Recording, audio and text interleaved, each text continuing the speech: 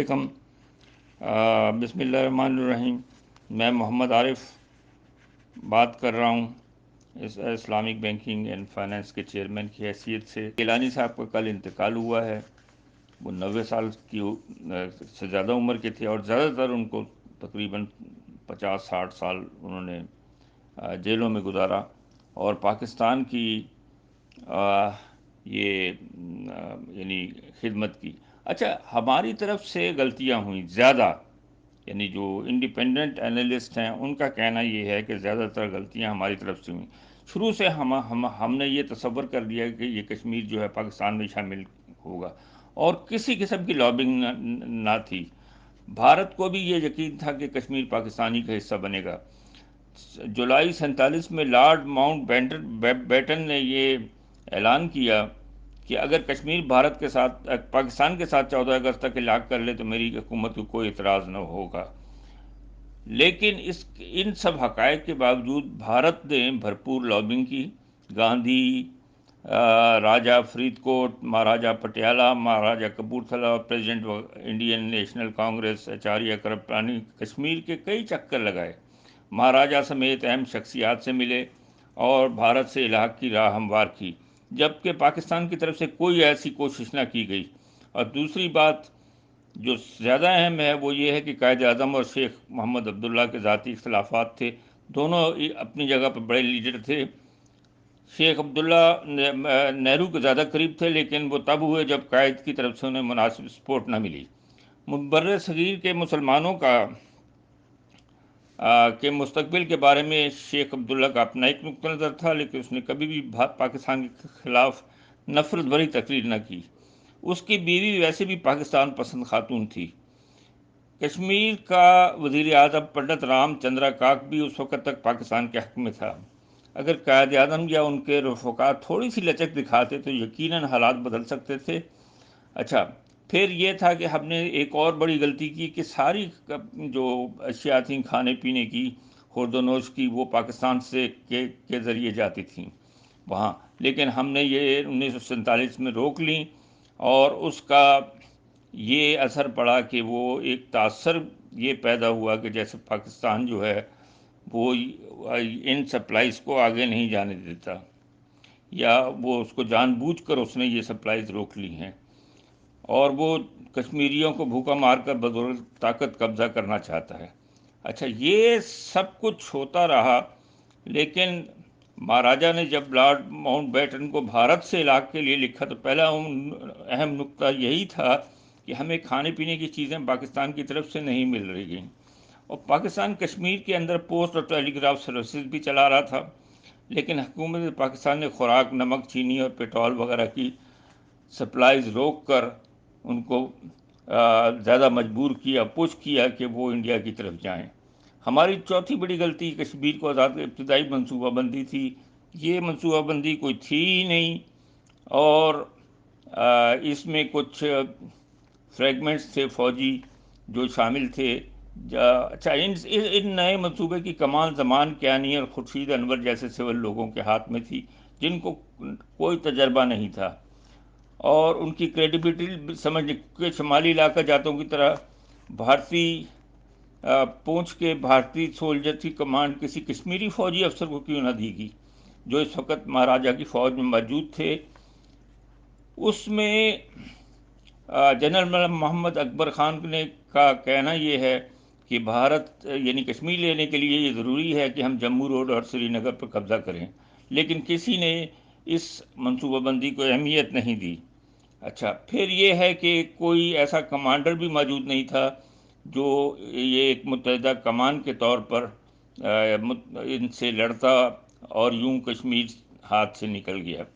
اچھا، اس کے علاوہ سب سے بڑی غلطی جو ہوئی وہ یہ ہوئی کہ قبائلی جو ہیں وہ کشمیر میں داخل ہو گئے۔ ہونا تو یہ چاہیے تھا کہ یہ کسی منصوبے کا حصہ ہوتا، لیکن ایسا نہیں تھا۔ یہ آزادانہ اندر داخل ہوئے، نہ تو پاک آرمی کو اس کا پتہ تھا اور نہ ہی قائد اعظم کو۔ قائد اعظم کو اگر پتہ چل جاتا تو وہ کبھی بھی اس بیہودہ آپریشن کی اجازت نہیں دیتے، کیونکہ کشمیر میں تاحال اسٹینڈ سٹل معاہدے پر عمل ہو رہا تھا، اور قائد اعظم ایک قانونی آدمی تھے، اور وہ کبھی بھی یعنی اس چیز کی اجازت نہیں دیتے. قبائلی جو لوگ ہیں وہ پچ بیٹل نہیں لڑ سکتے. یہ پھر ٹکڑوں ٹکڑوں میں جاتے ہیں اور پھر غیر منظم ہوتے ہیں، اور جو علاقہ ان کی سمجھ میں آتا ہے اس کو تباہ بھی کر دیتے ہیں، آگ بھی لگا دیتے ہیں. تو اس طرح یہ مظفر آباد کے علاقے میں جو لوٹ مار شروع ہوئی، اس میں اس قبائلی کا بڑا، ان قبائلی جتھوں کا بڑا ہاتھ تھا.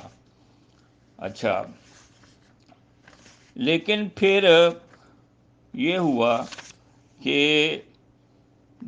یعنی یہ واپس جب بھارت کی طرف سے فوجی ایکشن ہوا اور جو فوج وہاں اتری بھارت کی، تو یہ ایک دم سے واپس پلٹے، اور حتیٰ کہ انہوں نے یہ تک کیا اس لشکر نے، قبائلی لشکر نے، کہ ایبٹ آباد اور پنجاب کے کئی علاقوں کو بھی لوٹا انہوں نے.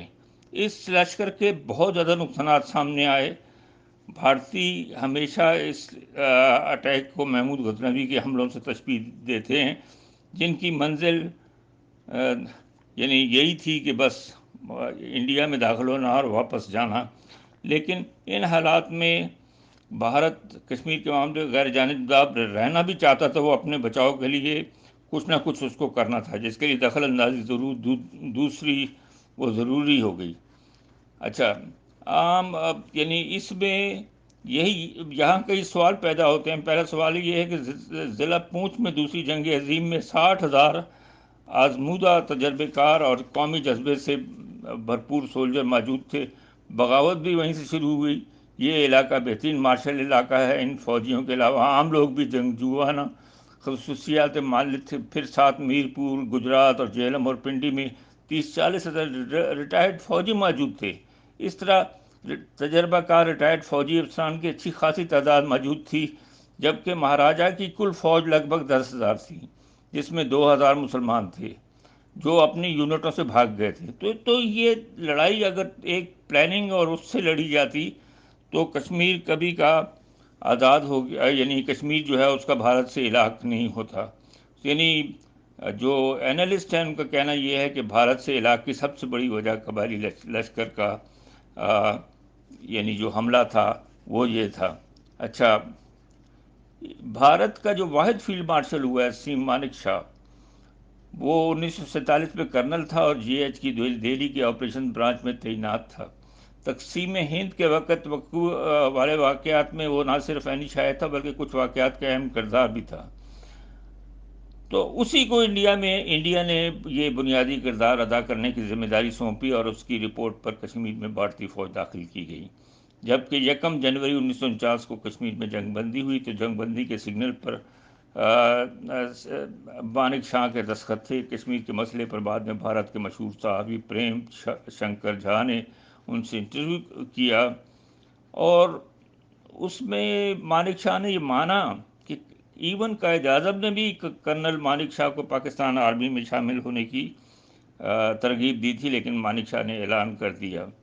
اس کے بعد پھر یہ ہے کہ وہاں بجلی کے کئی جو یہ لشکر تھے انہوں نے کئی بجلی کے پاور اسٹیشن بھی اڑا دیے، اور یہ بارہمولہ میں جو قتل و غارت ہوئی اس سے مہاراجہ اتنا گھبرا گیا کہ اس نے بھارت سے فوری مدد کی درخواست کی. اور یہ یعنی مہاراجہ کی فوج میں 50% ڈوگرے تھے اور 50% مسلمان، اور یہ مسلمان بھی پاکستان کے ساتھ علاج چاہتے تھے. لیکن یہ جو ڈیولپمنٹس ہو رہی تھیں، ان ڈیولپمنٹس کی وجہ سے یہ ممکن نہیں ہو سکا. تو ہم لوگ یعنی جو یہاں پر یہ بات کہنا بہت ضروری ہے کہ یعنی اب جہاں، لیکن اب جو گیلانی صاحب آئے اس کے بعد سے پھر، اور جو وانی صاحب کی شہادت ہوئی اس کے بعد سے اب یہ لڑائی ایک نئے دور میں شامل ہو گئی ہے. اور وہاں یعنی ایون اگر بھارت کی فوجی کسی گاؤں کی طرف جاتے ہیں یا کسی علاقے کی طرف جاتے ہیں تو ان سے باقاعدہ پتھروں کے ذریعے وہ لوگ مقابلہ کرتے ہیں، اور اس میں کئی لوگ شہید بھی ہوتے ہیں، لیکن یہ جو لڑائی ہے اب یہ دن بدن زور پکڑے گی، لیکن اس کے بیسس جو اس کی بنیاد ہے وہ یہ نہیں ہے کہ کشمیر کے متعلق پاکستانی حکومت کیا کر رہی ہے یا انڈیا کی حکومت کیا کر رہی ہے، بلکہ اب یہ ہے کہ وہاں کے اپنے لوگ کیا چاہ رہے ہیں، اور وہ ہے لفظ آزادی۔ تو اس تحریک آزادی کو کچلنے کے لیے بھارت نے تین نکاتی پالیسی بنائی ہے۔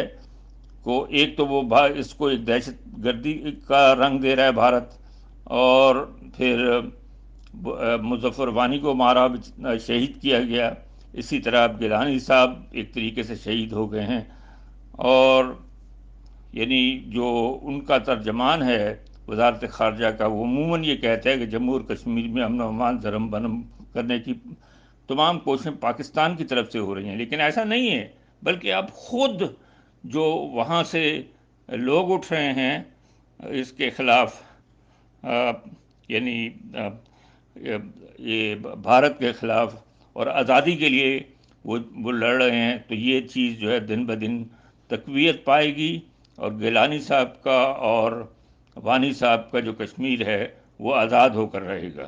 شکریہ۔